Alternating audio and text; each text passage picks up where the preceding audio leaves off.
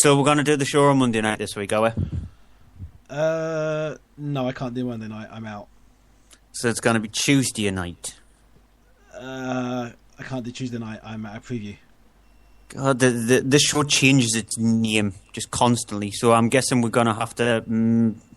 what we're going to do then? We could do the show now. Oh, I guess so then. Tell him, McCluskey. Tell him what time it is. Little Hen says it's time to rock and roll. All you people are so scared of me. Come quietly or there will be trouble. Man, that's just me. I'm Batman. This is Sparta! There is a tiger in the bathroom. I'm an excellent driver. If it bleeds, we can kill it. Pop quiz, hot shot. Keep the change, you filthy animal. Hold it! Who pinched me? Guilty. You're irresistible. Yes, very amusing, Invisible Man. Hello, great to see you.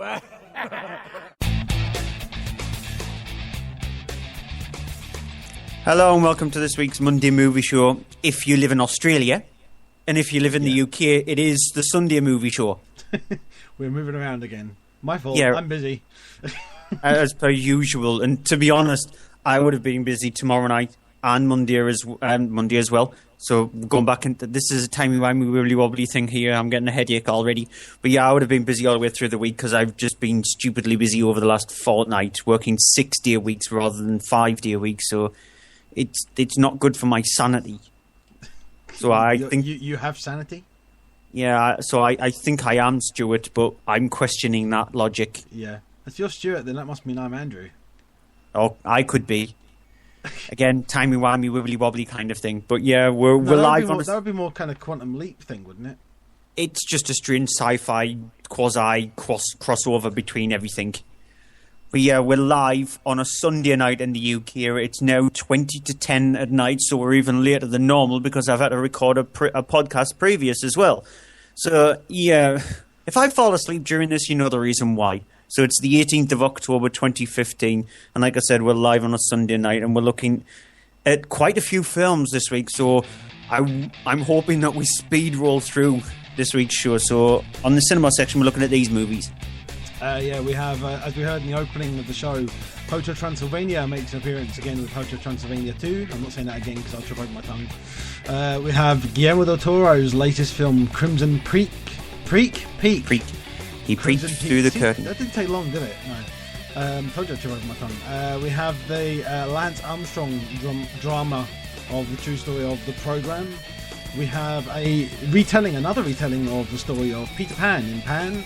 And we have Colin Farrell and a quite well-known cast in little indie film The Lobster. Yep, and on Blu-ray and DVD we're looking at these movies. The Jurassic World, with obviously return to Jurassic Park, the genre. We have the latest from Eli Roth with Keanu Reeves playing Knock Knock. Who's that? Yeah. We have Kevin Bacon appearing in a small film in a cop car. And then rounding out with some small Indian foreign films, we have some sort of horror films in The Lazarus Effect, VHS Viral. We have a French thriller in The Connection. And I have no idea what this is because you're doing this one, but we are still here. Horror. So yeah, over the next few weeks, with it being Halloween, I've got a deluge of horror movies. If you think there's a lot of horror films in this week's show, wait until next week's show. I've got quite a few to actually go through, and I think it's probably me just doing both sections, to be honest, with the amount of horror films that's out in the next couple of weeks. So that's next week's show. Oh, and we have a possibility as well. But on top of that, we have the Blu-ray DVD top 10, the UK box office top 10. But let's kick things off as we normally do with movie news. Yep, starting off with some Marvel comic news because I've got a Marvel movie. Of course, what would it be like without any kind of Marvel news this week? A couple of pieces. First of all, that the character of the Hulk has now been sort of announced as possibly appearing in the third Thor film. Third Thor, yeah. The Thor on the Thor. Yeah. It's Ragnarok. It's not been confirmed yet for definite because Mark Ruffalo, last I heard on this story, because it may have been updated since, but he was close to signing to appear again as Bruce Banner, aka the Incredible Hulk, in Thor Ragnarok, which will be the third Thor film, which will be appearing, which will be sometime after the next film, Captain America: Civil War, which has got everyone in it except for the Hulk, and I don't even think Thor is making an appearance in it either. And this will be the first movie outside of the Avengers that Ruffalo has played Bruce Banner / the Hulk, because you don't technically count the end credit sequence scene in Iron Man 3. He's not appeared as Bruce Banner in any of the rest of them, so this will be the first time outside of the Avengers film that they've done that. Yeah, I mean, it seems to be Marvel playing to their strengths. Cause, I mean, it did happen a lot in the comics that characters made appearances in the other characters' comics. You had, a lot of people appeared in Spider-Man ones, and you had things like the Punisher appeared in there. You had Blade appeared in the Spider-Man comics. So it's not unheard of from the Marvel world, obviously, them crossing over and appearing at each other's. In the films, I mean, this is going to be potentially very expensive for Marvel, because they're going to have to keep making contracts with actors to get them to appear in them. I mean, the only one I know of that's got a big multi-film contract now is Sebastian Stan, the guy who played the Winter Soldier, because he'll be playing certain characters after the events of the next few films. And I'm not going to say what, because that's spoiler territory, but if you know the comics, you kind of know where that's going. And I don't care. You'll see when I get there. In all honesty. Other piece of news I got is Marvel related, but it's to do with a rumour that started last week and spread like wildfire on the internet. And this last week there was a whole thing of the fact of that the whole issues with the Fantastic Four characters, which are now at 20th Century Fox for the film franchise. The comic characters have been killed off by Marvel, so there's nothing more sort of happening with them at Marvel directly. But with the issues of the film, the Josh Trank film, which took just over 56 million in the US and cost about 120 million, so didn't do particularly well. The people sort of announced and started a rumour somewhere that the rights were going back to Marvel, so they'd be able to appear in the Marvel Cinematic Universe. This was connected to a couple things. First off, that there are a couple of X-Men TV series coming up, and there's supposedly issues to do with who owns the rights for the X-Men TV rights, because the TV rights and the film rights are not the same thing, and Fox has the rights for films but maybe not for TV. And also then to do with this whole thing of that Marvel has just announced they've got some other films coming up. They've set dates for things, they've shifted things around a little bit, but there are, as far as I'm aware, 3 films currently set up for sometime in 2019, which have now not got a title release, so they are not known what the titles are going to be. And people have sort of been saying, "Oh, does that mean one of them is going to be the Fantastic Four?" And now I have a headache. Yeah, I know it is a headachy thing, but I mean, it's one of those things. And the thing is, it's all been a rumor. There's been nothing confirmed or anything like that. The only thing that's been announced, or anything, which surprisingly by Fox, have said that they're still committed to the Fantastic Four movie series. So even though the film that they made with Josh Trank was a massive flop and lost at the box office, they're still apparently considered to doing a sequel. And I'm not surprised. I'm definitely not surprised. Well, you're going to be even less surprised with this one.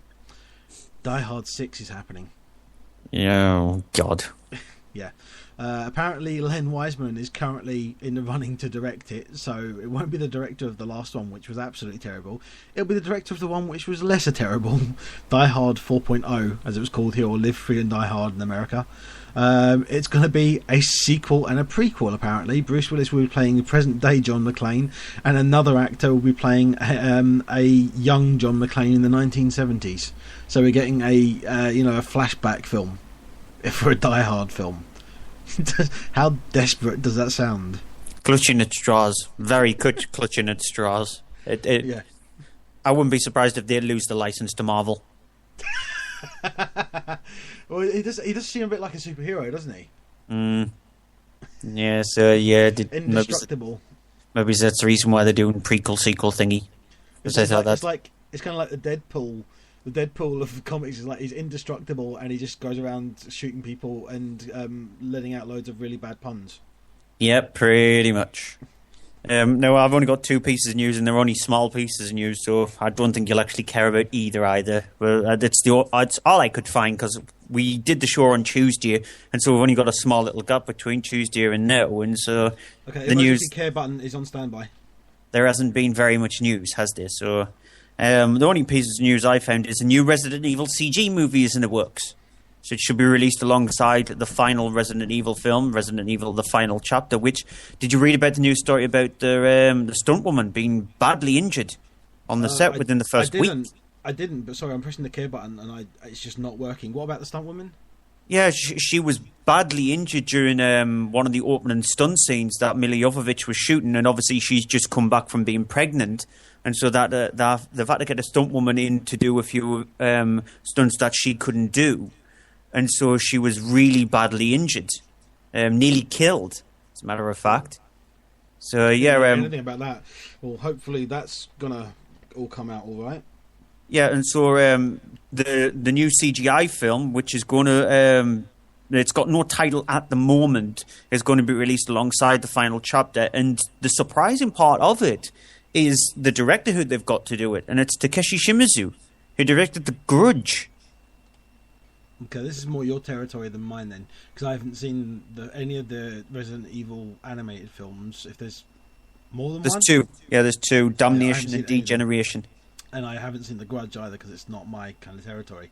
But you know of The Grudge, don't you? I know of The Grudge. Wu-on, the original, and then The Grudge, the remake. Is he Ju-on? So is he the director of the original one then? Or, yeah, he is, Takeshi Shimizu. Okay. And so, yeah, he was the one who did that. And so he's going from live action stuff to doing animated stuff. And Takeshi Shimizu also did the remake of The Grudge as well. And so he's doing a sequel to that. So busy sort of like rebooting that series as well. So he's going to be doing a new Grudge movie alongside a Resident Evil CG movie. I actually quite like I think the CG movies are better than the Resident Evil live action ones because I think they hold up much better. They're a slightly. I think they should have Hayao Miyazaki do a Resident Evil film. No, they shouldn't. Because they've aged a bit now. It's sort of like when you watch Final Fantasy, The Spirits Within. The CG movie, not Advent Children. That looks really bad because it's aged pretty bad. Well, that's the case with Degeneration and Damnation. Degeneration was the last one. It actually sounds like a wrestler. I was going to say it sounds like some kind of like an album or something from the 80s of like the Shaman Degeneration. I'll gladly watch it. Whether it be any good or not, it can't be as bad as the last couple of live action Resident Evil films. So.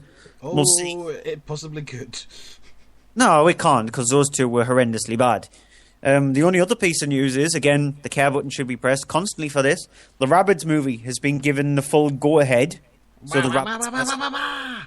Exactly those. With the writers of Robot Chicken had the script. That could actually be very warped. Yeah. No, I actually have the Rabbids game, but I haven't played it yet. Yeah, so I picked it up cheap in the shop and I was like, oh, the rabbits are just funny. They did crack me up though. Honestly, it's one of those things you put them on, I cannot stop but crack up at them. I think they're hilarious. Kind of thing, yeah. I think a lot of people are annoyed at the noises that we're making. Yeah. But yeah, the Rabbids movie is getting a go-ahead. It is going to be a CGI claymation-esque kind of film that's going to meld both of those kind of things together. Oh, that's what... they've got to bring in... They need to bring in... Aardman. Aardman, yeah. And Leica. Get Leica on board and Aardman. Team them both up together for the ultimate thing with Robot Chicken scribes. I don't know if Seth Green is going to be involved in it because he's heavily involved with... Can you imagine that as well? Because obviously, thinking back to Shaun the Sheep, the movie, which was animated, no dialogue, and the rabbits don't talk. They do that screamy, laughing, running around thing. Yeah. Can you imagine Aardman just getting let rip on just doing their own Rabbids animation? It would be fantastic. So yeah, the Rabbids movie is happening from Ubisoft's film part of their gaming franchises stuff. Obviously, the first one is Assassin's Creed, and they're doing. Is that him? Yeah. Yeah, and they're doing Splinter Cell as well. And so the Rabbids film is another one of their things. But yeah, out of all of them, I think the Rabbids one sounds a slightly more interesting one because of the Robot Chicken people involved. But, yeah. They have got a very sick sense of humour, but obviously this will be aimed at a kids' audience, not the kind of audience they get for Robot Chicken. Yeah, we'll see. We'll see. UK box office top 10, then. So number 10 is Inside Out. Would you believe? You've still not seen it, but I've said absolutely everything I possibly can say about Inside Out. I do really want to see it, and I heard there was potential talk of it actually winning Best Picture at the Oscars, an animated film winning Best Picture. Yeah, the odds have gone down for it, so there might be a chance. It might be in the shortlist. Whether it wins it or not, I'm not sure. And number 9 is a new entry for Regression. I haven't seen this because I've just not had time since it came out last week. Yeah, it proves that it's not a good film, or it hasn't hit a lot of people very well, because it's gone in at number 9, and it's only going to be in there for 1 week. It's from the guy who directed The Others, and I think The Others is his best film. I can't remember his full name. I know his surname's Amnabar, but it's not very good at all. Ethan Hawke is okay, but Emma. I was going to say Emma Stone. Emma Watson. Yeah, she's completely pointless in the film, and he tries to do a twist and it just doesn't work. I haven't seen it, but the problem is I've just been busy this week with what's came out this week. But the problem is it's not been... I don't think it's actually had a big release in cinemas. I think it got very few showings in 270 sites. Yeah, which is not... It's half almost of what everything else has had. And the thing is, in the cinemas that are local to me that have it, because there's 2 and one of them doesn't, it's now gone to 1 showing a night in the evening. Yeah, well, it's the lowest amount of sites that in any of the films that's in the top 10 by quite a margin, because the next lowest one is is Macbeth, which is coming up. Actually, the Maze Runner Scorch Trials, which is at number 8. Yeah, which is an okay sequel. It's a better sequel to the first Maze Runner film than the Insurgent was to the Divergent film in that kind of teen novel sequel film. But it's still got problems. It's still got problems with the pacings, with the story, with the characters. It's all round just got problems, and it actually, and I think it's probably just because it's been rushed to try and get it out quickly after the first one came out and was doing okay, and they went, oh, you know what, we better get on this, and they've kind of dropped the ball a bit. It's not terrible. I think it does suffer definitely from being the middle film of what's going to be either a trilogy or a quadrilogy now, as usually seems to be the way they deal these things. But it's okay. It's not bad, but it's not brilliant. Yeah, and before I got on number 7, just a quick reminder: the new Star Wars trailer drops tomorrow. I forgot to mention that. Yeah, I'll try and get it on. And apparently, tickets get released tomorrow as well. But in the US, don't know about everywhere else, but hopefully here too. Yeah, we'll try and get it on the site, but yeah. Yep. At number 7 is Macbeth, which I enjoyed, but I do have mixed issues with.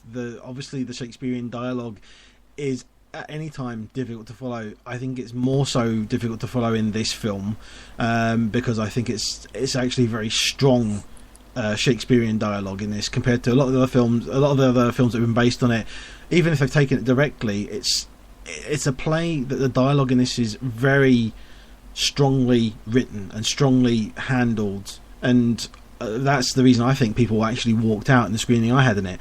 And I do enjoy it. I think it looks brilliant at certain times. The way it's been shot and the way it's been done with some of the scenes outside show a skill to handling scale. I do think though it's got problems with handling scenes that are set indoors and there's not much there, and just as much as it is a Shakespearean play, it's a film.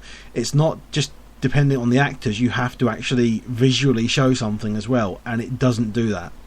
At number 6 is Everest, which is, I mean, it's to say it's average seems like an insult, but it's not. It's an average film which is average in all the right ways. It's got interesting characters, it's got a thing, and it's a thing of that it's one of these films that even though it's based on a true story, and if you look into things you can see people died, people lived, what happened, blah blah blah, but I can't believe I've just done that as well for what I'm reviewing soon.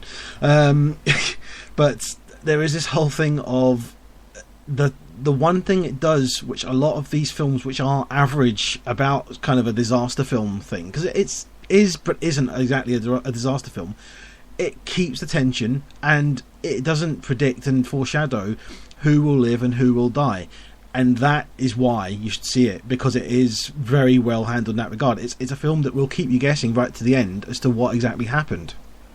Number 5's The Intern, which is perfectly fine. It's not brilliant. It's a film that has got sort of Robert De Niro back doing comedy, but in a good way. It's not embarrassingly bad as he's done in some other ones. You have a sort of good drama, but the thing is that it is too long. It's 2 hours. It doesn't need to be that long. Give it an hour and a half. It's fine. But it does have a great homage to the Ocean's 11 films in it, which I absolutely loved and absolutely had me cracking up. And number 4 is Legend. It's a film which has got, at its core, 2 great performances by Tom Hardy. And then everything else around it is kind of like mush. And, you know, if you didn't have those performances in there, it wouldn't be as good as it is. It wouldn't be doing as well as it is. If you had an actor, a lesser actor in the role, wasn't playing the role as good, the film would have been out of the box office after a week. As it is, it's been in there now for 5 weeks. It's taken £16.5 million, and it's still in the top 5. And number 3 is a new entry for The Walk, which I loved. I've not seen Man on the Wire. I do want to see it, which is the documentary about the walk across by Philippe. I forget his name now. Sorry, it's but for the guy who did this, and this is obviously the dramatic telling of it.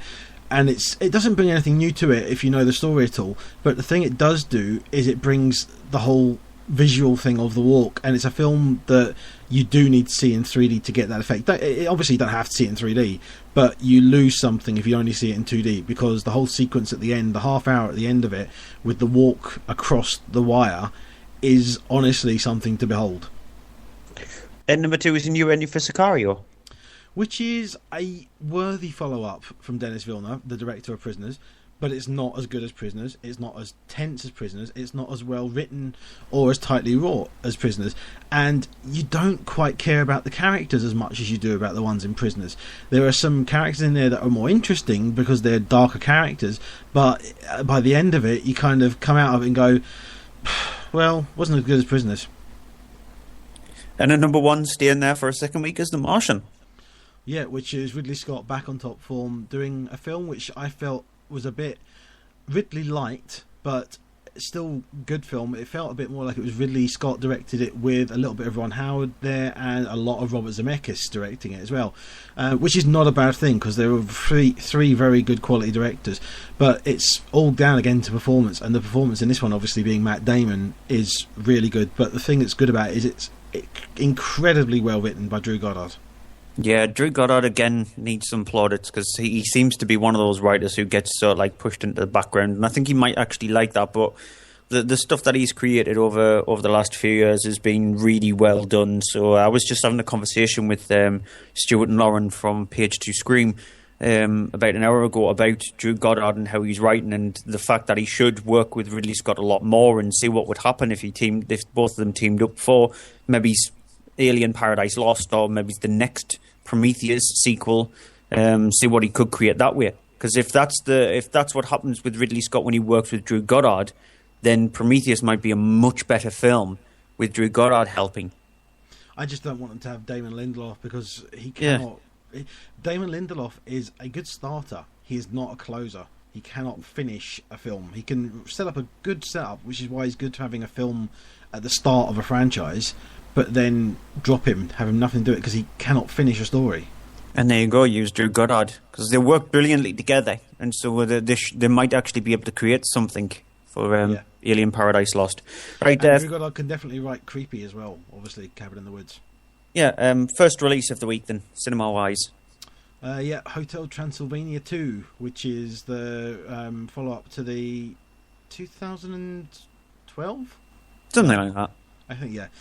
Movie, obviously of the same name. They have the returning to Hotel Transylvania, where you have Dracula, voiced by Adam Sandler. He's there with his daughter, Mavis, and his son-in-law. We have a quick introduction at the start of the film, which shows them getting married. They have a kid. It's 5 years later, and the kid, named Dennis, has yet to show any signs of potentially being a vampire, even though his mother is a vampire and his father is human. The whole thing of that Dracula is then worried about the whole thing of the Dracula bloodline, and that there will be no more vampires, and so of course decides to set about what he's going to do is he sends off his daughter and his son-in-law to keep them distracted, while he decides what he's going to do is to turn do a scaring his grandson into being a vampire, into showing his fangs, because if he doesn't do this by the end of his 5th year, then he will no longer be able to do that, and he will just stay a human. Here's a clip. We shouldn't be up here, Drac. Who's ready to fly? Me, like a superhero. Better, like a vampire. I don't know about this. He's half human. Maybe the kid isn't supposed to fly. Quiet. This is how they learn. You throw them and they figure it out. It's how I was taught. I want to fly now. The bat. You know Grandpa's right here if you need him. I can't watch this. Please don't. Here we go!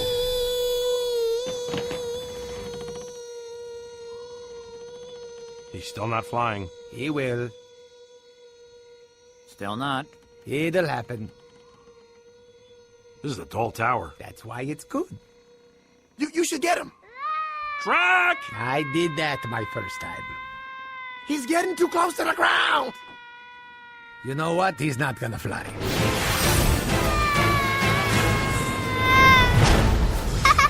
Again.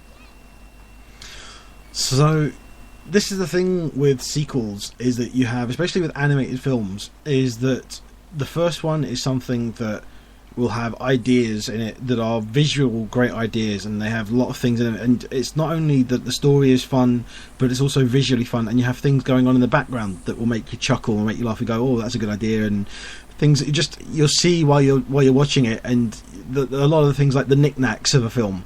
I mean, in the first one you had the whole things of the talking head that hangs on the door, and all those kind of things, and all the creatures that live in the hotel and work in the hotel, and the ghouls and stuff like that.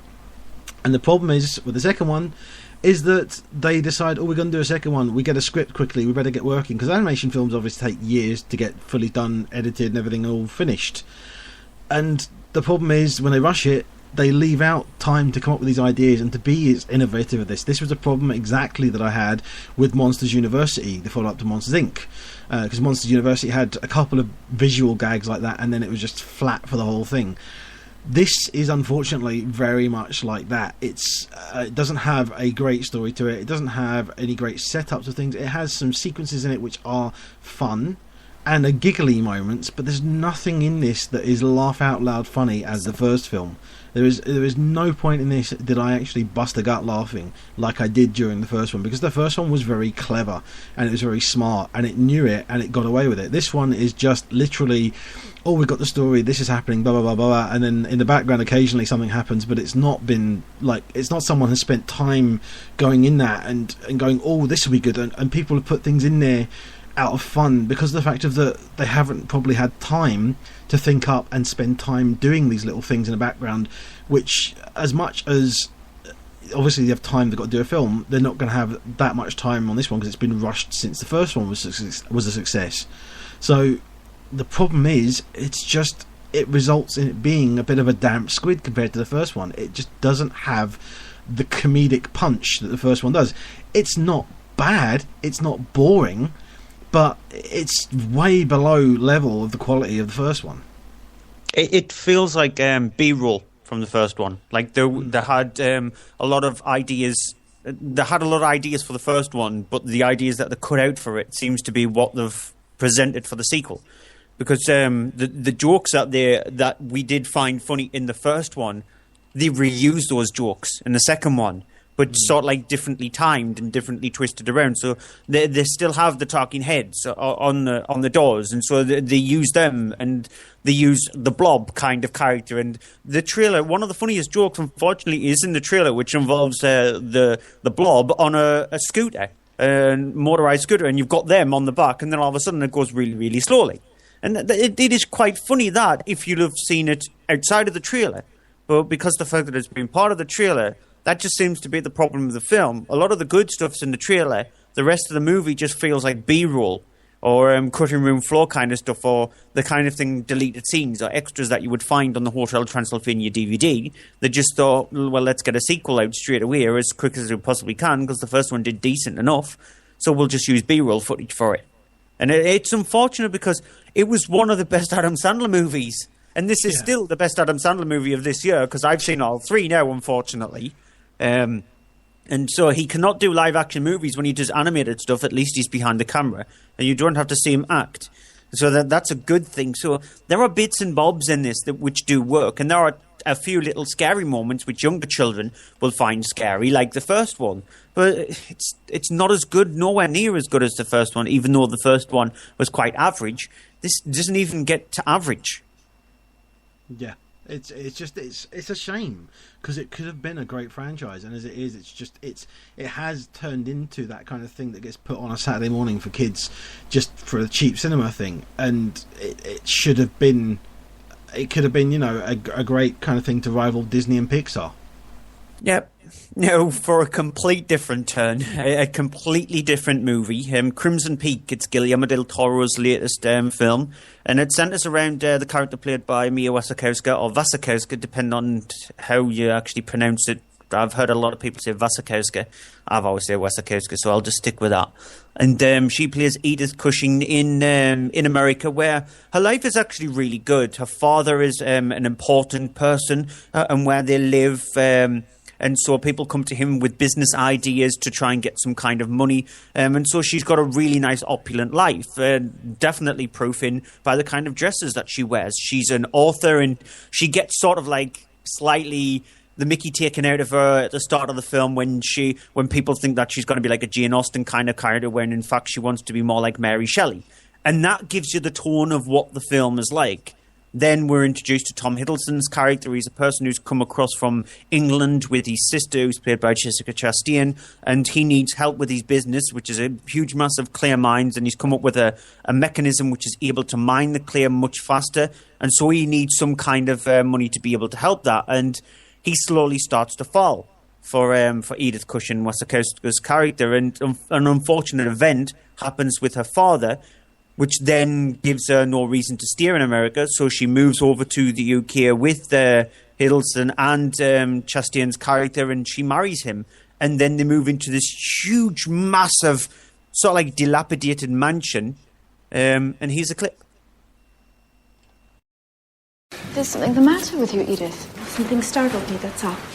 A shadow. All that lives in this house are shadows and creaks and groans. So you better soothe that boundless imagination of yours. I just need a proper welcome, that's all. From now on, I want this house to contain nothing but friendship and love and warmth. Warmth would be an excellent start. Thomas, your bride is frozen. Of course. Forgive me. Let's go upstairs. Start a fire at once. I'll run you a hot bath. The pipes will run red at first because of the clay. Soon the water will clear. Oh, Lucille, when it's convenient, would you mind getting me a copy of the house keys, please? You don't need one. I'm sorry. There are parts of the house that are unsafe. It will take you a few days to familiarize yourself. Then, should you still feel you need them, I'll have copies made. Come on, Edith, come with me. Let's take you upstairs. And so, as you can garner from that clip there, malevolent things are afoot inside this house, inside this mansion, as known as Crimson Peak, because it's explained that during the winter months, when a huge massive snowfall happens, you'll see the clay coming up from the mines. It's bright blood red colour, and it turns the house into what's known as Crimson Peak because of the colour of the clay. Now, I think we might sort of slightly disagree on this film, because I loved it. I absolutely loved it. It's because the fact that I know I'm a huge, massive Guillermo del Toro fan. It goes hand in hand for me with Studio Ghibli. It's sort of like, in a way, I might be the best person to review those kind of films, but then I might be the worst person because I could become biased by them. I don't know. I just heard a ding and I haven't a clue what that was there. It's a little piano noise, so it must be but it you. might. Yeah, I'm hearing things now. But yeah, are there things afoot in your flat? I think it's because I mentioned Guillermo del Toro and Studio Ghibli all in the same sentence, and so something might be happening. Yeah, I think the worlds are colliding. But yeah, I might be the worst person to actually review those kind of films because, like I said, I might be slightly biased. But that's not the case. I try to review films from their own merit, not because of what the director has previously done. And the way I looked at Crimson Peak is, Crimson Peak, if you watch the trailer, it's made out to be a horror film. It's not a horror film. What Crimson Peak is a gothic fairy tale. And that's the way Del Toro directs his movies. The only horror film for me from Guillermo del Toro, a proper horror film, is Mimic. If you look at all of the rest of his films, they're more fantastical. They've got more of a fantasy element. Apart from Hellboy, which is a comic book film, Blade, again, comic book film. The rest of his movies are all fantasy-based. So the only out-and-out horror film is Mimic. This is not that. If you go in expecting it, which a lot of people in the screening that I went to see the film thought it was a horror film, so at the end of it they went, that's complete rubbish. It's not a horror film. It's a gothic romantic story. And like I said in the introduction of the movie, when the character played by Mia Wasikowska says that she wants to be more like Mary Shelley, that's the cue for how the film is played out. If you click on to that, if you listen to that, then you definitely know what you're going to expect, because it's very Mary Shelley-esque. In an interview with Del Toro, he has turned around and says this is the closest to an English language version of Pan's Labyrinth you're going to get. And I believe that is to be true. It goes hand in hand with the Pan's Labyrinth film with The Devil's Backbone. It belongs with that kind of ilk, and I just loved the way the film played out. Yes, the dialogue can get a bit cheesy at times, but you forgive it because you're distracted by how gorgeous the house looks, how the cinematography is beautiful, how the dresses look on Wasikowska and on Chastain, and how Tom Hiddleston's misdressed. He's actually alluded to in the film where his clothes are 30 years too old, yet he's supposed to afford this, but something might be wrong, and so why is he dressed in 30-year-old garb? And so everything looks beautiful. The sound is handled brilliantly. I love Jessica Chastain's character. She's stupidly malevolently creepy throughout the film. And it's very much like the little girl kind of singing when you watch a horror film, when you hear, for example, in Aliens, when you listen to Twinkle, Twinkle, Little Star, a little girl singing that. It adds a creepiness to it, and she's got that kind of feel. And so when the movie starts to unravel itself, I was following along to the story brilliantly, and I really liked it, yet you have reservations on it. I do. I agree. It does look amazing, both aesthetically and the way it looks with the people, the dress, with the costumes, with the sets and the visuals of it, the cinematography and the look of the time period and the house and everything looks absolutely gorgeous. I just don't think that the story and the script itself are up to the same level. I actually found it very, very, very much foreshadowy as to what was going on. I actually had the entirety of the story figured out in the first half an hour. I knew exactly what was coming. It felt like it dragged because of that, and I also felt that I agree it's not a horror film. I think that it's a supernatural thriller. I think it's more of a thriller with supernatural elements in it. It's not a thriller. I disagree, but if we go into that, we're going to get into territory. Into spoiler territory, which I don't want to do. It's a fantasy fairy tale. That's how I felt it. I mean, it is. I can understand your point on that, but I disagree.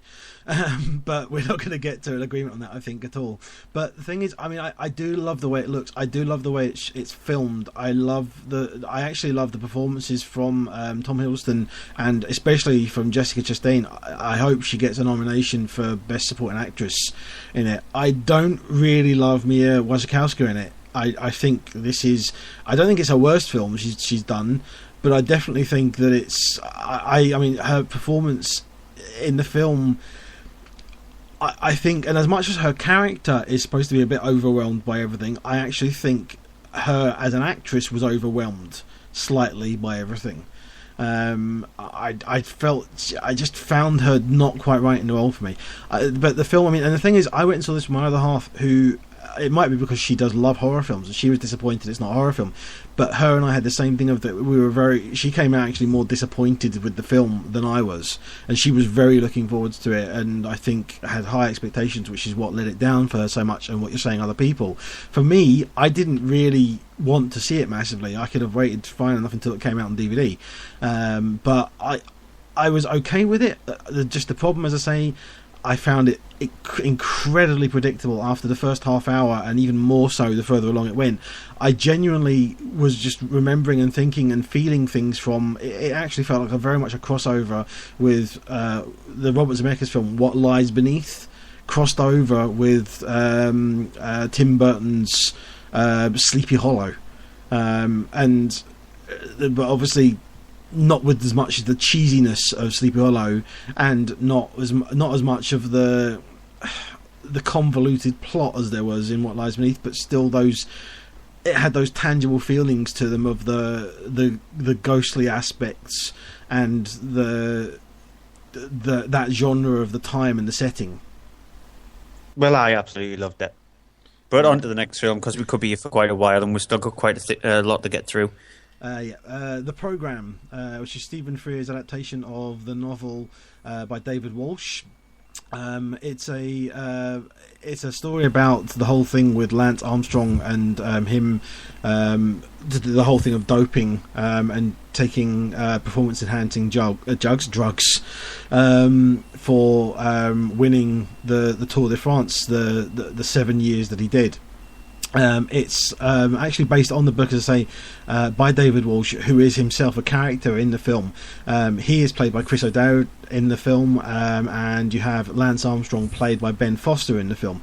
It starts off at the very start of the film with them having an interview, and him then going away from that interview thinking that Lance Armstrong is not necessarily a guy who is gonna really win it. He'll be a good day racer, but he won't be a good racer for a 3-week stint going all the way through France. Then after a while you have this whole thing of that he's kind of proven right. Armstrong decides that he really needs to step up his game, starts looking into things, and then you have the whole thing as well of that Lance Armstrong dealing with his having testicular cancer.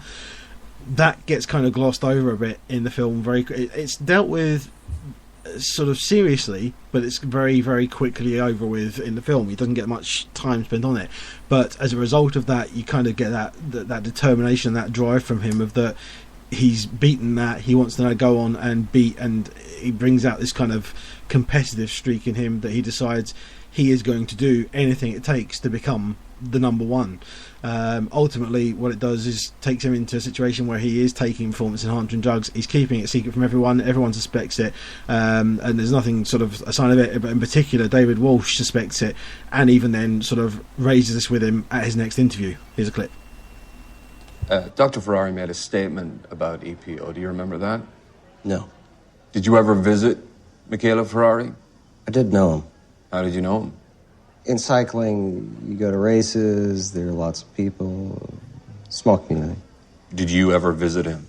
Did I get tested by him? Did I go there and get consulted on certain things? I mean, perhaps. So you did.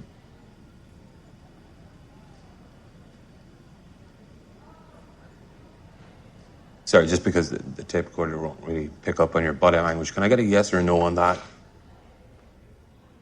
Perhaps. He's about to be tried for criminal conspiracy.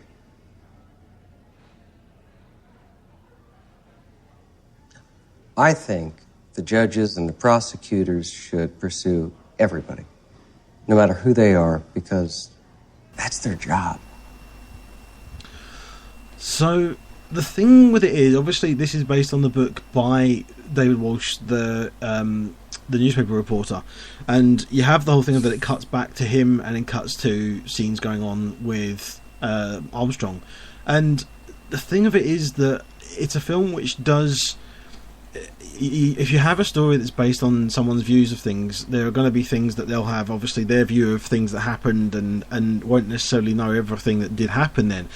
But obviously there are scenes where this cuts to and the reporter isn't there at all, so there's going to be things that would have been taken from second-hand reports of people, other people would have said in interviews, or other people would have told them, and that's going to obviously have come out in his book.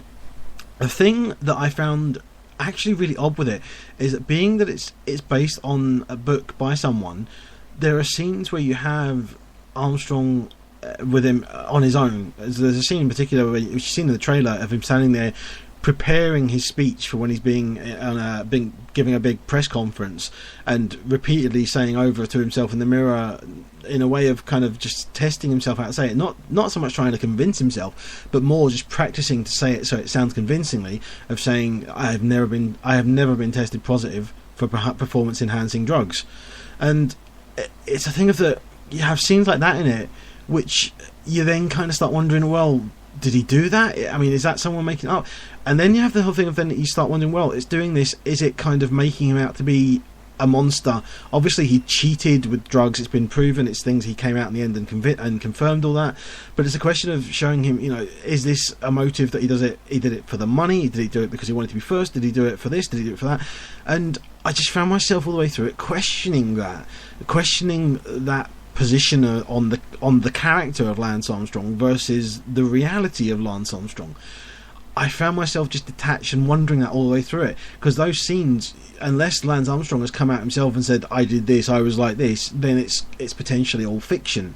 And I really struggled with that in it. And as much as it is a great performance from Ben Foster, you have scenes where he's like that and he's saying things and he's being really manipulative and at times being a really horrible, down and out, manipulative, horrible person. And then there are times when you have things happen and the way they do it, it's kind of like there's a scene, for example, when he's been at a hospital visiting kids that are sufferers of cancer, because he sets up a charity and does all that, and he then is leaving and they're saying, oh, we've got to get going, you've got to get to this other appointment, and a woman comes up to him and says, could you stop for one more? And there's a boy that he goes and sits with, and it's actually a really sweet moment, and he goes in and sits with this boy who's lying in bed ill of cancer, the kid looks absolutely a state of cancer, and he tries to talk with him, the kid doesn't answer it, and he just says, that's fine, we can just sit here, we don't have to talk or anything, and he just holds the kid's hand, and it's a genuine sweet moment. And I was thinking, well, if that happened, was that a real thing, and is that something that was the real Armstrong, or is that something he calculated and he put on? I just found myself questioning these sort of things all the way through it, and it just, as much as it's a drama based around that, similar to things like the Social Network did with Facebook, in that I never found myself questioning the character's morals at any point. In that, I just found myself, at the end of the Social Network, I thought the film really did not paint Mark Zuckerberg in a good light. In this, I thought the film couldn't decide whether it wanted to show Lance Armstrong to be a monster, or whether it wanted to show him as a guy who, he had these reasons why he was doing it, trying to justify it. And that, for me, is the big problem of the film, is that it doesn't want to be one way or the other. It wants to play it safe and be straight down the middle, and that is never good. Right, let's get on to Pan, directed by Joe Wright, who was involved with the Harry Potter series, and this is the prequel to the Peter Pan story. This actually tells you what happened with Peter and how he managed to get to Neverland and ultimately become Peter Pan. And it centres around Levi Miller, who plays Peter at 12 years old. Right at the start of the film, we see his mum abandon him outside of an orphanage, who's played by Amanda Seyfried. And he's grown up inside this orphanage, who's run by Kathy Burke's character, very old-fashioned, really large woman who runs this orphanage full of nuns and orphan children. And then on a night time, children seem to be going missing. And so Peter, being the inquisitive type, along with a friend, decides to investigate it, and he discovers that a pirate ship is the ones who are kidnapping children, or supposedly kidnapping children anyway. It's found out, as a matter of fact, the head nun, she's selling them onto them. And this pirate ship is taking them all to Neverland, where we're met up with Blackbeard, who's played by Hugh Jackman, who sort of like installs confidence in the kids by saying that this is your ultimate home to live. You will be given candy, you will be given some nice food to eat. As long as you do exactly what I tell you, as long as you mine for this very special fairy kind of crystal. However, Peter, he doesn't want to do that, and so he escapes from Blackbeard with the help of Hook, who's played by Garrett Hedlund, and here's a clip when Peter is a bit dubious about what's going on.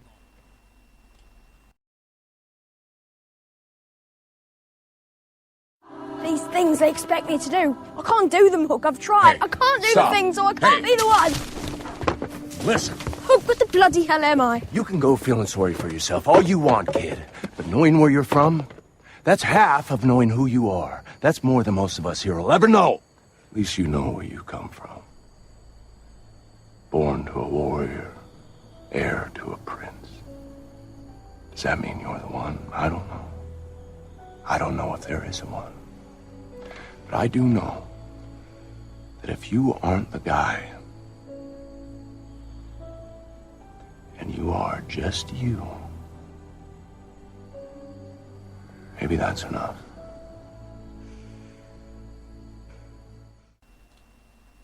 Now, here's the thing with Pan. Now, it's getting panned by critics, no pun intended there. And considering that it is directed by a guy whose last name is Wright, how did he manage to get so much wrong with it? Because the problem with Peter Pan is multiple. As soon as Peter gets to Neverland, you've got Smells Like Teen Spirit being sung by all the kids and Hugh Jackman's Blackbeard. And then you start to think there's something going to be seriously wrong with the film, because the opening 10 minutes is fine. It's okay.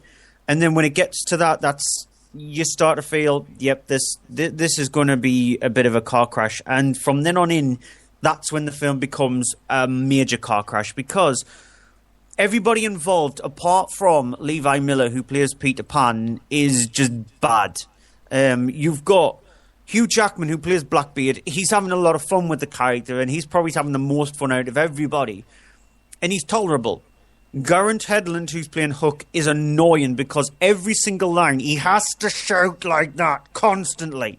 He's got an angry shout with him. And it's really great, and he does it from right at the start of the film, even in the scene that you just heard in that clip there. That's the quietest he is throughout the film. Then you've got Rooney Mara's character, who plays Tiger Lily, and she does the opening introduction, the voiceover introduction, and then when you properly see her, again, she's really badly cast. The character itself is really badly implemented, and thankfully, Amanda Seyfried only crops up in a small, little, tiny role in the film because, again, she would have annoyed the hell out of me. And the film itself, it's wrong from the tone of the film because it's a PG, yet you see a kid getting kicked off a huge, massive airship to his death, and you see multiple scenes like that. The acting is badly implemented. The CGI is woeful. There is one scene where you see Peter walking through a forest and you've got these really strange birds attacking him, and you can definitely tell it's green screened. Badly green screened. If you've seen the film Sky Captain and the World of Tomorrow, that film is entirely on a green screen. That's exactly what it looks like. And Sky Captain and the World of Tomorrow was released about 6 years ago. This is now. And that looks exactly like Sky Captain back then. And so there are also scenes where the character extends some of the speech, and you're just thinking to yourself, well, you're just doing that just to pad out the script and supposedly extend your lines. And so it's a bad film, and I can see why the critics panned it, because it is a movie that I didn't enjoy at all. I was bored throughout, and the Peter Pan story is all about fun. I didn't have a single ounce of fun throughout this movie. It's a majorly avoidable film. Okay, I'm kind of surprised, but not, because I don't think there's been a successful live action version of Peter Pan told in any of the versions they've tried. The animated side of Peter Pan is the best side, because J.M. Barrie, he's got, if you've read the Peter Pan books, if you've read the Neverland books, they're really interesting. They're full of a lot of fun and frivolity, but they've also got a serious element to it. It's just, Joe Wright gets the tone of this film completely wrong from start to finish.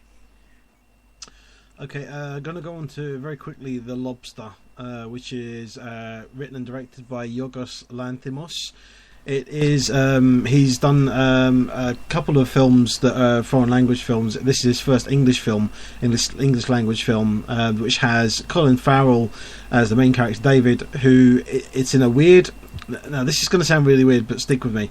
In a future where sort of a weird dystopian things happened, people who are not with a partner are sort of sent off to a hotel where they are then given 45 days to find someone else who is a suitable partner for them, has some other sort of same kind of attribute about them or something that matches up, that the two of them can then be considered, a suitable match and can then go on to live the rest of their lives together. If they don't do that by day 45, then they will be turned into an animal of their choice. Okay. Yeah. I will be a fly. It is a weird thing like that. And the whole thing of that, you have Colin Farrell's character has decided he's going to be a lobster for certain reasons. And the thing of that, it's then all this whole thing of he's there with his brother, who previously was there and didn't manage to find someone, who is now a dog. And he's there at this time, obviously trying to find people and get on with people there. Meanwhile, sort of outside of the hotel, there is also this group that's basically kind of like a rebellion out and living in the forest of these individual people who do not have relations with other people, who all stay single people and have this whole thing, and they are then at different times sent out to basically hunt them with tranquilizer darts in return for extra days being added to their allotments at the hotel. We're just going to get a clip here which has got them, and it's got a cast including John C. Reilly and also I forget his name, but he's in the clip as well. We'll just play that just now. Have you thought about what animals you want to be if you don't make it? A lobster.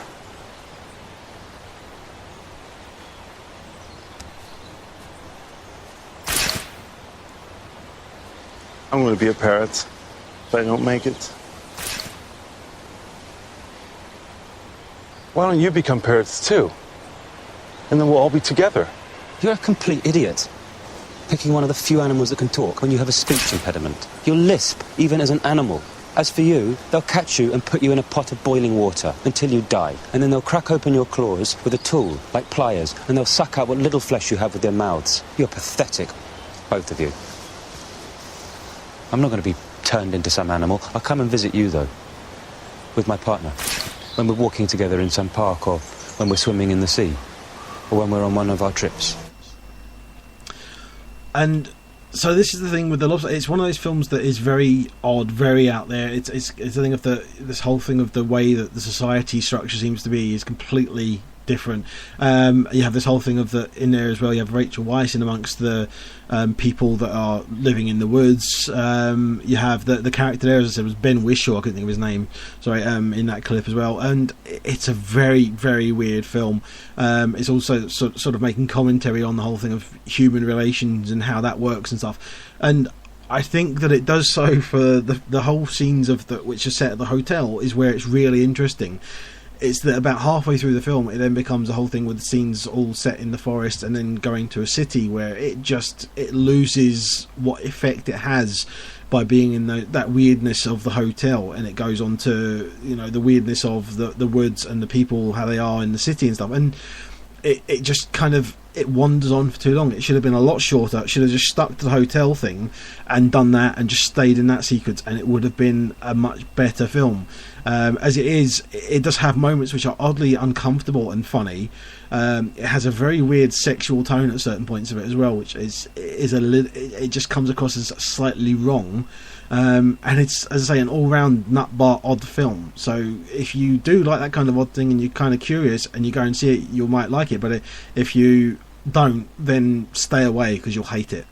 Have you seen any of Lanthimos's previous films? I haven't, no, so I don't have anything to compare it against. But this was just absolutely beyond insane at certain parts. And I admit it made me laugh and it entertained me, to say, for that first half.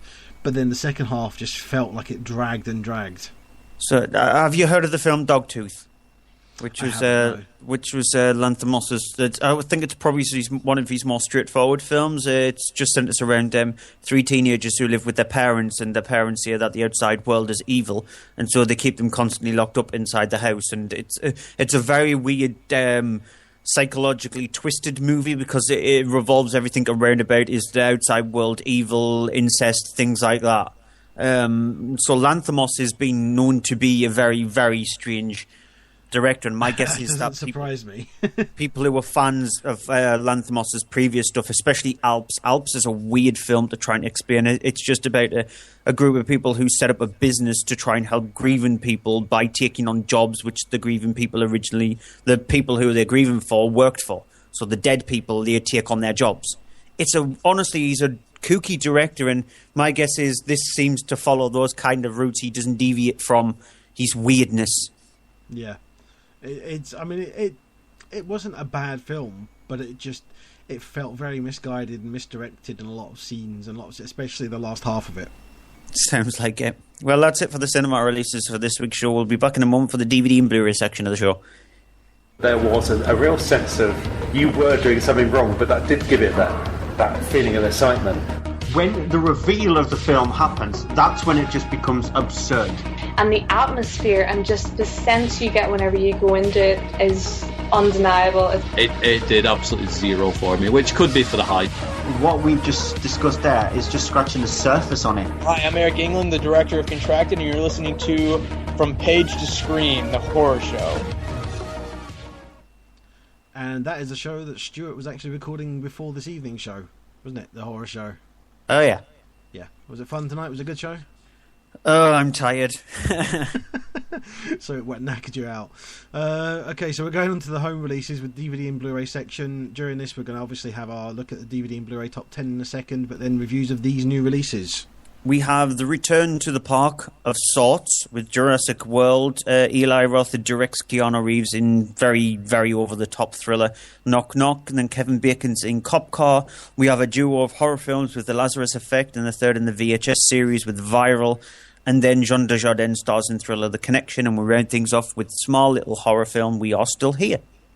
Yep, but before that, as I said, UK DVD and Blu-ray top 10, starting at number 10 with Beauty and the Beast. This was the one I was questioning last week, whether it is going to be, if it's a part of Disney's Buy One Get One Free, and by the looks of things, I think it is. Yeah. So that's the reason. I was surprised that it wasn't in the top 10 last week, but there you go, there's Beauty and the Beast showing its hand. I loved it. It was one of the, me and my family went to see it in the cinema, and I loved it when it was released in the cinema. Number 9 new entry for, I have no idea what this is, Monster High Boo York. Oh, I really wanted you to read it, the top 10 just for you, just to hear you see it. Boo York. Yeah, we just need the Gremlins to do that now, and it'll be even more interesting. It's just the Monsters High. It's for little. I used to be able to do it. I used to be able to do the Gremlin. I can't do it now. Yeah, it's for little girls. It's sort of like scary little characters for little girls. That's what the Monsters High series is. And it's one of those DVDs which you see for really cheap at your local convenience store. Pitch Perfect 2. Pitch Perfect. I'm sounding like Dracula. Pitch Perfect 2 is at number 8. You're awash with voices this week. All of which sound pretty much the same. Well, yeah, Pitch Perfect 2. There's a third one coming out soon in 2017. It's just a lacking sequel. It doesn't have the heart of the first one. It just takes the musical numbers again and goes with the Fat Amy character, which is the wrong character to go with. Just because she was the humour of the first one doesn't mean that you need to extend the movie and surround it around her. I should have done something else when I did that voice, but I'll do it in a minute when it's more appropriate. Number 7 is The Lion King. Yeah, Hakuna Matata. It's in there again because of the Disney Buy One Get One Free. Yep. Avengers Age of Ultron's at number 6. Yeah, Joss Whedon's final stand when it comes to the Avengers series. He's going to obviously produce the rest of the films, but in directorial-wise, this was his last one. It's not the best way to go out on it. It's got some interesting ideas into it, but it's nowhere near as good as Avengers, the first one, Avengers Assemble. Blah, blah, blah is at number 5, Hotel Transylvania. Yeah, you would get that joke if you've seen, well, especially Hotel Transylvania 2, because, yeah, he thinks that his son, blah, blah, blah. That's where he's getting it from. But, yeah, this is the better of the two. It's actually surprisingly entertaining. The animation is nice. The film is funny at times, and it is surprisingly good for an Adam Sandler movie. We've actually got a lot of animated films in the top 10. Big Hero 6 at number 4. Yeah, Big Hero 6 is the best animated film in the top 10. I would sort of see it. Actually, no, screw it. It's Beauty and the Beast. Or Lion King. Nah! Lion King. But Big Hero 6, yeah, BMX is awesome in it. New entry at number 3 for Insidious Chapter 3. Which I really liked. I thought Lee Winnell brought the Insidious films back to life a little bit after the lackluster Insidious Chapter 2. Yeah, this is actually really well created. I think he's got an eye for horror, Lee Winnell, especially when writing. And look at Cooties. Both Cooties and Insidious Chapter 3 came out in the same week, and both different tones, but they're both horror films. One's a comedy, one's more serious. And I just love Lin Shaye's character in the Insidious series, and I'm glad that he went with her character more so in this. Speaking of Cooties, it went at number 31. Which is unfortunate because more people should actually see that film. Yeah. Dropping down to number 2, Mad Max Fury Road. Which is annoying, and I'm probably responsible for dropping down slightly because I've still not bought my copy, but I know, like I said last week, I'm going to buy it for myself for Christmas, and it might be slightly cheaper then. I'm pondering whether to just go with standard Blu-ray or 3D Blu-ray. I might just go with standard Blu-ray, even though I like the 3D Blu-ray, because I'm trying to wean myself away from 3D, because I want to ultimately upgrade my TV from the TV that I've got to 4K, and I'm not bothered if it's a 4K 3D TV. So I'm trying to get away from the 3D stuff, but I'll probably will just pick it up on Blu-ray. But yeah, I love this film. It's still up there in my top 5 of the year. I did get the 3D one. I thought you would. Yeah, well, just because the 3D ones generally tend to actually go up in price after they come out, which is odd. Yeah. So, yeah. So new entry number 1 this week, San Andreas. Yeah, The Rock against an earthquake, and The Rock wins. There is no surprise there. Everything is between The Rock and a hard shake. God. I thought it was pretty good myself. Everything is perfectly placed in this film, and like that joke for The Rock's character when he tries to rescue his daughter, when his daughter gets trapped downtown during the San Andreas fault that happens. It's boring. It's a disaster film that's boring, and disaster movies should never be boring. They should at least be cheesily entertaining, and this isn't even cheesily entertaining. It's a bad film. Okay, so moving on to the new releases this week, because we've got a whole bunch of them to go through quickly. Jurassic World, which is directed by Colin Trevorrow. It is the return after something like 13 years? Something like that, yeah. From the Jurassic films. This one, obviously, going back to the first island. It's obviously the time has passed in this world as well as in the film world. They have got the park all up and running. There's a big section of the island which is where all the original escaped ones have all been sort of left. The new sort of parks have been set up. Visitors are coming in. It's all sort of clockwork as normal. Only the thing is, obviously, after a while, the audiences get a bit bored and the numbers begin to drop. So what do? They genetically engineer a new dinosaur, which, well, as you can imagine, probably not going to end well. Here's a clip. Just went and made a new dinosaur? Yeah, it's kind of what we do here. The exhibit opens to the public in 3 weeks. Mr. Mizrani wanted me to consult with you. You want to consult here or in my bungalow? It's not funny. A little funny. We'd like you to evaluate the paddock for vulnerabilities. Why me? I guess Mr. Mizrani thinks since you're able to control the raptors... See, it's all about control with you. I don't control the raptors. It's a relationship. It's based on mutual respect. That's why you and I never had a second date. Excuse me, I never wanted a second date. Who prints out an itinerary for a night out? I'm an organized person. What kind of a diet doesn't allow tequila? All of them, actually. And what kind of a man shows up to a date in board shorts? What's Central America? It's hot. Okay. Can we just focus on the asset, please? The asset? Look, I get it. You're in charge out here. You got to make a lot of tough decisions. It's probably easier to pretend these animals are just numbers on a spreadsheet. But they're not. They're alive.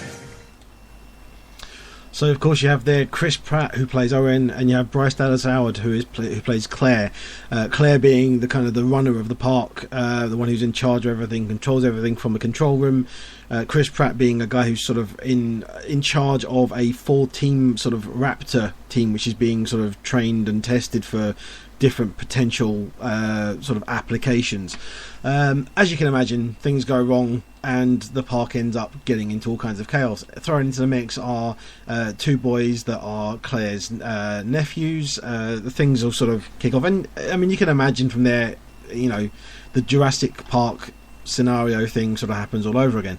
The only thing obviously different here is that you have this new I can't remember what it's called, prehistoric Rex or something, I can't remember what they call it, but a new dinosaur's been created which is an even bigger threat and such, and this is where it then becomes even more science fiction-y than Michael Crichton's original novel, which was just kind of based on science stuff. And it's a perfectly fine, decent sequel. It's not better than the others, it's not any greater, it is just it's kind of the new updating of the original things. Only they're not remaking it; they are just continuing it instead, which I prefer. Thankfully, I don't want a reboot of things, but it doesn't. Aside from obviously bringing a new dinosaur to the table, it doesn't really bring anything new to it. So it's a perfectly fine follow-up. It's enjoyable. It does what it says in the box, but it's not sort of outstanding in any way that it should be, which is where it's a slight disappointment. It's not bad, you'll enjoy it, you'll have fun, but at the end of it you'll come away going, well, I enjoyed it, but I didn't need to see it.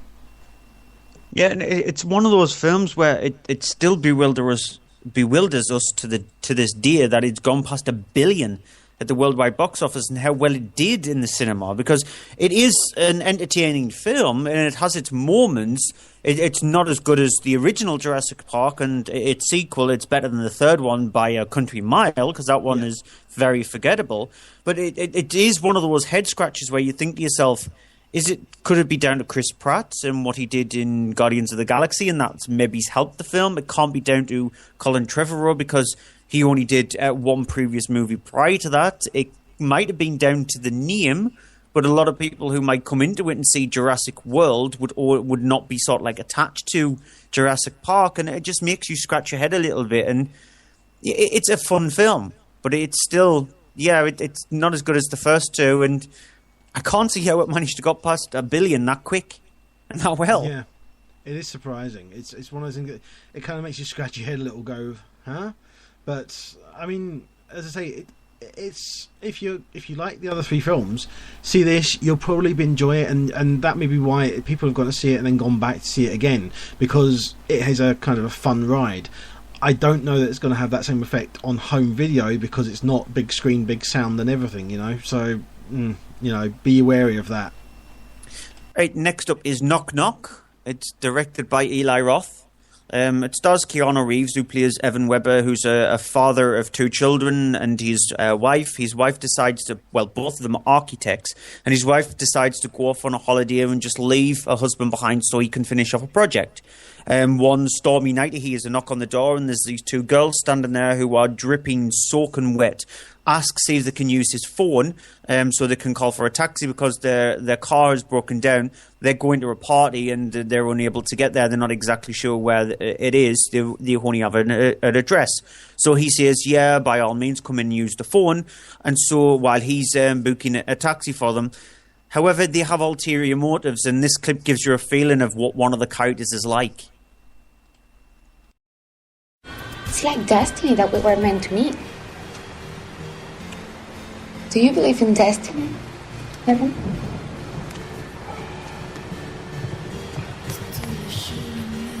I'm an architect. So obviously I believe that things happen by your own design. Well, I do. I don't think people just meet randomly. I think that if we are here together, it's because there's something we have to learn from each other. Discover.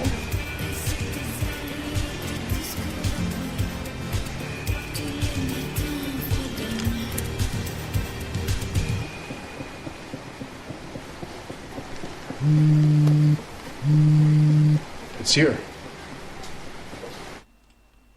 And so during the night, their motives become apparent. Now, the thing with Knock Knock is that It's not that bad. It's made out to be a really bad movie. We had a quick little conversation before we actually started the show, and Andrew asked me, is this as bad as a lot of people are making it out to be?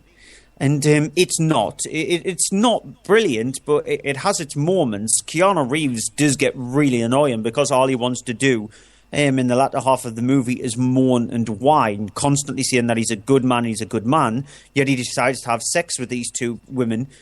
Even though he's pushing them away at the start of it, it's the ultimate temptation that a man's brain can be swayed no matter what if a woman is involved.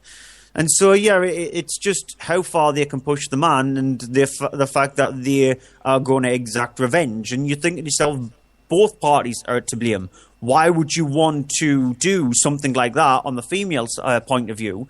Mess around with a man's head like that, especially when he's a father, and he just gave you the chance to be able to drive yourself off and get a taxi to your next destination.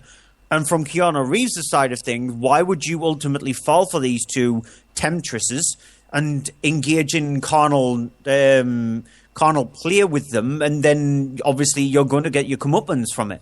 So both parties are at fault, and it makes you think, what's the point of the film then, if both parties are at fault? And that is the biggest problem with the film, that and Keanu Reeves' annoyances. Apart from that, the women, played by Lorenzo Izzo and Ana de Armas, are actually really, really good. They're very creepy, and they act like school children, destroying everything, but in a sort of like malevolent kind of way, which works. And so there is stuff that works for the film, but it's not a brilliant film. It's not a bad film. It's just average. It's okay. As a matter of fact, it perfectly suits Eli Roth's mentality. He's like a spoilt brat. He's a very annoying director who always wants what he wants. He gets what he wants, and if he doesn't, he has a moan and mope about it. That's pretty much sums up Knock Knock. Okay, moving on to Cop Car, which is directed by John Watts, who also had a hand in writing it with Christopher Ford.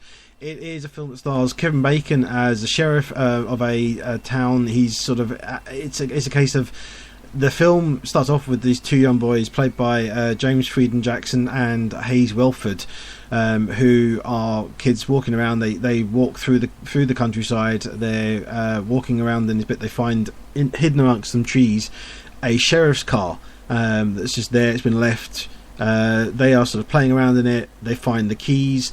They end up driving off and leaving it and driving with it.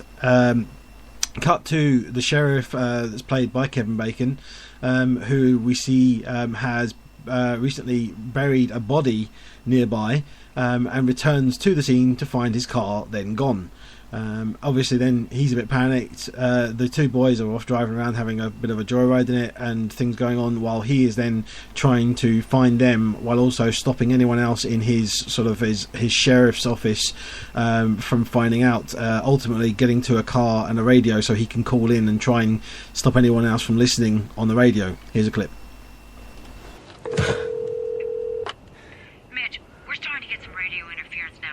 Yeah, I'm having a hell of a time with my radio. It could be. It's the damnedest thing. We just got a report of a stolen sheriff's cruiser. A what? Could be what's causing the interference. Yeah, but everyone is accounted for, right? Of course. It's just this lady is sure she saw two kids driving a cruiser out on 110. Two kids? How old? She says under 10. Under 10. Well, Miranda, I think we can go ahead and throw that one in the nut file, since everyone's accounted for. Of course. But I'll tell you what. How about we all switch over to Channel 7 until we get this sorted out? Well, we normally keep Channel 7 open just in case. There it is again. Just for my own peace of mind. Yeah. Just to be safe. So of course he then chases on this, and things happen. But the thing is with it, it's a film that's gone straight to video, and the reason is basically it's a film that it's an hour and a half long, but doesn't feel like it has an hour and a half in it. It's very, very lacking, very, very slow paced. It drags out things. It doesn't even, as far as I'm concerned, really have an ending. It just ends with unresolved elements. And I really wish that they had done another half hour and then trimmed out the bits in the first hour of it that it took too long sort of trying to set up, and just trying to be atmospheric, trying to be this whole thing of being the scenes with the kids there, they're running around, but the kids, as much as they're doing, these two boys are perfectly fine. They're not brilliant. It doesn't have that performance and that style of things. Like, do you remember Mud? The film Mud, yes. and how it managed to have scenes that were still and serene, and the boys were there, and the boys were just sitting or talking, and you had the majority of the film was just made up of, you could feel it in the air that there was this energy there, and it was brimming with it in the whole film. Even in scenes where there was no one saying anything, there was just the footage of the bits when they're riding on the boat and they're just sitting and they're not even talking, they're just riding a boat as it goes along the river. Stuff like that they're trying to do in this, but they don't pull it off. It's very empty and hollow when it wants to be like that, and that's a shame, because it could have been kind of like Mud, but it just doesn't have that spark to it. I mean, Kevin Bacon's perfectly fine, and it's actually really below him. I'm guessing it was just made as a small project because it's a small film, but I just wish there had been, and there could have been, just more done with it if they had just tried a bit more. Surprisingly, it was actually on. We have a program in the UK on a morning television, Good Morning Britain on ITV, and he was surprisingly on that to promote the film. It just feels a bit like a wasted opportunity. There was the potential for so much more, and it just doesn't. I mean, he's not in it for 20 minutes at the start of it, to be honest, as well, but that's not a problem because the kids are there. But that 20 minutes should have been 10 minutes. There was no need for it to be 20 minutes long for those leading up to that point. Yeah, well, the next couple of films, I'm going to meld them both together because they're both smallish releases. However, one of them, The Lazarus Effect, has got a really weird release for us. It was released in cinemas in America, and then it went to DVD. That was very early last year, and we've only just getting it now direct to DVD. It's The Lazarus Effect, and it's directed by David Gleb, and it's pretty much follows the storyline of Flatliners in a way. It's on a group of researchers who have managed to be able to create a way of bringing the dead back to life. The trial that they do is very successful, that they do on animals, and they're able to bring back mice and ultimately a monkey back to life. And so their ultimate goal is to try and bring a human back to life. However, something bad happens. So it's a very stereotypical story on that front. And it's okay. It's very direct-to-DVD fare, and so it makes you see the reason why we've only just getting a direct-to-DVD rather than a theatrical release. It was supposed to have gotten a cinema release over here February this year, as a matter of fact, but that fell through because they lost their distributor. And so they had to find somebody else to distribute the film, and so ultimately it's gone direct-to-DVD. It's not like there was a film called Everybody Loves Mandy Lane, which we got 6 years before America because of the fact that nobody would pick it up in America to be distributed, and Lionsgate ultimately in the end distributed the film. We got it 6 years prior. Cinema. It was a matter of fact, it had multiple showings on Film 4 over here before it ever got a theatrical release in the US. And so, yeah, The Lazarus Effect, you can see why it's a direct-to-DVD affair film, because it's got a few little moments in it, and the way the film pans out, that it is that kind of thing. But when you've got actors like Olivia Wilde and Mark Duplass in it, and Evan Peters, you're thinking, well, if they could have expanded more on the story and created something a little bit better than what it is, it might have actually been properly picked up by the studio in February and been out in the cinema. It would have actually helped the film a lot more, but instead it's going to be in the bottom end of the chart next week. We're not going to mention it in the top 10 at all. Then okay, yeah, another one as well. A VHS Viral, which is the third and supposedly final part in the VHS trilogy. This is from the Bloody Disgusting website. And if you've seen the VHS series, it's a portmanteau horror film. So in the previous two films, it was 4 horror films surrounded by a wraparound story.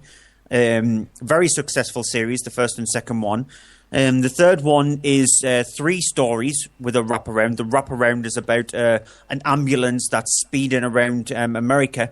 There is something in this ambulance. And then you've got the 3 stories, which are these tapes that people find. And so the first one is about a magician called Dante the Great. He's a very weird magician, and he twists people around to making them do exactly what he wants. And then you've got Parallel Monsters, which is about 2 different dimensions. This gate that's built by a scientist in both dimensions. And then ultimately it turns out to be more than just 2 dimensions. And in one dimension, you've got these weird monsters. And then in the other dimension, it's humans. But the monsters in the one dimension want to come into our dimension. And then you've got the third film, Bone Storm, which is about a trio of skateboarders who they're doing their tricks and stuff like that. And then they get besieged by these sort of like cultists who want to slaughter them. The thing with VHS Viral is it's nowhere near as good as the first 2. The second one is brilliant. It's got some fantastic elements to it in the second film. You've got the one where it's all centers around these GoPro cameras with zombies. And then you've got the cult section of the second one, and then the alien abduction one. And it's brilliant. The wraparound is terrible. And that's the case with this one as well, because the wraparounds in these portmanteau films are always terrible. It's just, there is nothing that shines properly in the 3 films that are part of this one. And so it is a series that has actually seen its day. Bloody Disgusting have seen that, and they've turned around and went, we're not doing any more, which good on them for doing that, because they could have milked it more so. And so, yeah, if you watch each one of them back to back, they'll make a brilliant triple bill, because you've got like 10 stories and 10, 11 stories in total to watch, and each one of them have their own unique flavour to them. It's just this one is the weakest out of the 3. Okay, my final film of the evening is The Connection, or as it was called in France, because it's a French film, La French. It's directed by Cédric Jiménez. It is a movie which is a thriller around the character of Pierre Michel, played by John Dujardin. It is basically it's a hard thing to say, but because the Connection is the UK title for it, and it's kind of trying to tie in with the French Connection, the whole thing of the Gene Hackman films from the 70s. Here you have a film set in the 70s and around the true story of the thing of drug rings and the whole thing in France of police magistrate trying to take down in particular sort of the heavy hitters in the drug rings. And it's a film which is, we don't have a clip, obviously it's in French spoken. There are a couple of scenes where it is spoken with English as well, as he comes across to the US and is sort of dealing with sort of relations between them and France. But it's a film which it's unfortunately very lackluster for being called The Connection, to tie in with the French Connection, because as much as it's about the same thing about drugs in that period, there is no real action to talk of in the film. It is all kind of the thriller of it, the thriller aspect. There's no sort of shootouts, there's no action, there's no chases or anything. It's just, it is a thriller and kind of a procedural, almost political thriller. And I mean, if you want to look at a film that is a good political thriller and does build up the tension and keep that good, if you look at the film State of Play, the remake of the TV series with what's his name, Russell Crowe in it, that's the kind of thing that builds tension and keeps tension even though it doesn't have any action scenes in it. This just doesn't do that. This honestly is unfortunately a waste of material. It's a shame. John Dujardin is a great actor. He's not given enough material to really make it worth his while in this, and neither is the rest of the film worth it. It's very, very flatly played out and just honestly goes to, at certain points, the extent of almost being boring. Yeah, and the final film, as you can tell, we've rattled through these ones because these are small releases of the week. We Are Still Here. It's a small little horror film directed by Ted Geoghegan. It centres around a couple who move into supposedly their ideal home. However, strange, weird things start happening, and so they call on a few friends who are mediums to come and meet up with them to try and figure out what's going on. However, they need more than just these medium friends to try and help out, because they discover malevolent forces are not just apparent in this house. a lot of nasty things occurred in this house, and the villagers who live by could have something to do with it. Now, the way the film plays out is the first, I would say, 45, 50 minutes of the movie tries to be like a Thai West film. Build up tension, build up character, sort of like drip feed you stuff that might have happened in this house to maybe establish something, and then the ultimate payoff will happen in the last third of the film. Unfortunately, with this one, it takes so long to get to the ultimate payoff, and the stuff that leads up to that is so boring that when it does finally kick into gear, and when you do start to get the gore that you expect in the film, when you've seen the trailer, there is a lot of gore in the movie. When you do get that in the last 15 minutes, it's too late. Because the acting from the characters involved is terrible. It's very wooden, really badly wooden. It's like they are reading from the script and the camera is just pointing to their face, but their script is just hiding underneath the camera because they keep forgetting their words all the time. None of the characters you actually care about, nothing you care about in the film. The tension is never built up at all, so the payoff just doesn't work, even though it features a lot of gore. And if you're a gore hound, if you like your blood and guts, it's not enough to be able to save a pretty much bad, boring film. Okay, so that's it for this week's Monday movie show. We have been going through, without actually doing our normal shout-outs, which we've got, as I say, we'll normally have our things we mention about the website, mondaymovieshow.co.uk. You can always check on us there. You can find us on Twitter at Monday Movie Show. You can find Stuart there directly at Cryptic Tadpole. I'm there at AHDVD. You can find us on Facebook as well, facebook.com/Monday Movie Show. And if you look around for us on anywhere that has connection with iTunes, then you'll find us there. If you're not listening to us live, obviously you're listening to us somewhere. And that's probably fed down from iTunes. Also, feel free to check out a couple of sites that we are connected with, followingthenerd.com, who, as far as I'm aware, don't have anything set up yet, but they are still working on getting a regular show up now, since their radio show was stopped with the loss of their radio carrier. Have they had anything yet? I don't think they've had. Not that I know of, and I don't think they're actually worrying about it until the new year. But we will actually get them on the show by the end of the year, because we're going to have a big, huge, massive following the Nerd / Monday Movie Show spectacular thing. Okay. And also the show that Stuart was away doing before this, which was on the from page2screen.com with the number 2 in the middle, and that's does a British show, a horror show which you were on, and also another show, isn't there, as well? Pretty much any kind of show that Stuart can think of. Yeah, but you were doing the horror show, so I guess that's to come out in the next week or so. Yes, with you and the guys on there going through the setup, I guess, of all the horror things coming up the next month or so. Previous month, and we had a guest as well, so which was nice. Okay, so before we go off for the night, first thing we've got to do is TV movies of the week coming up. You go through yours first? I've only got one, and I know you've probably got exactly the same one, because I looked over the list on multiple channels and I couldn't find anything decent at all. And there was a massive amount on, yeah. Yeah, the only thing I could find, it's on Film 4. It's on Tuesday the 20th at 9 o'clock. It's part of Matthew McConaughey's season, and it's Mud. We mentioned it earlier on in the show. I think this was one of the... Yeah. I hate using the word reconnaissance because it was a part of that, but it's really bad, cheesy word that it is a part of that, and it's fantastically acted by Matthew McConaughey, and it's a really good film. You sort of likened it in a way, if you liked films like Stand By Me, you would like it. And I don't agree on that front, obviously, because I'm very protective over that movie. And I know it's surprising it's not like a Ghibli film or something like that. It's nowhere near that. It's neither Ghibli or horror. No, and well, it is based on a short horror story, The Body. But yeah, it had tinges of that, and so that maybe is the reason why I warmed to it a lot more. But it's down to Matthew McConaughey. The boys that are involved in the film are fantastic, but it's Matthew McConaughey who steals the show with this movie. And yeah, it's a really well made film. It is. That is the movie that I had as well, which I was going to pick as well. I did have a list of other... I mean, because Killer Joe is also on, again, Matthew McConaughey season, Thursday the 22nd at 11:20 on Film 4. It's a very, very different film, and a very, very good performance again from Matthew McConaughey, but Mud is my choice of the week as well. So that just leaves Movie of the Week. Crimson Peak, obviously. I'm kind of torn between that and the program. For the reservations I had for them, I honestly, they're both good, but I have reservations that nag at me about them.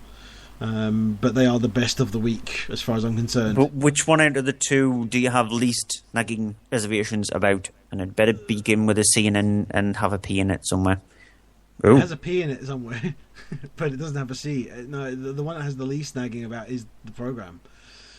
So, by that rationale, mine would be the program. Although I don't know. I think you probably already knew that it would have been Crimson Peak with me anyway. So yeah. But everyone who's been listening live, if you have, then thank you, or elsewhere, obviously.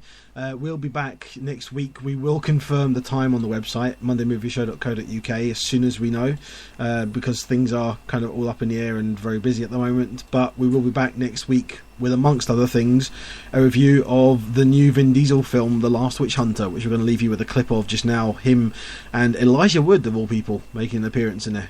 So we'll leave you with a clip of that. Until next week, bye-bye. Bye-bye. How did that get in there? 1 means nothing. 2, a coincidence. 3, trouble.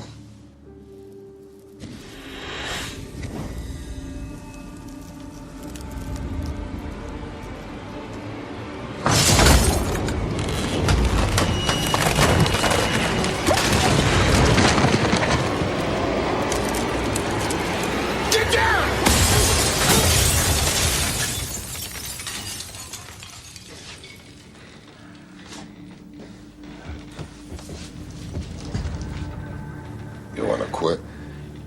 No. I want to raise.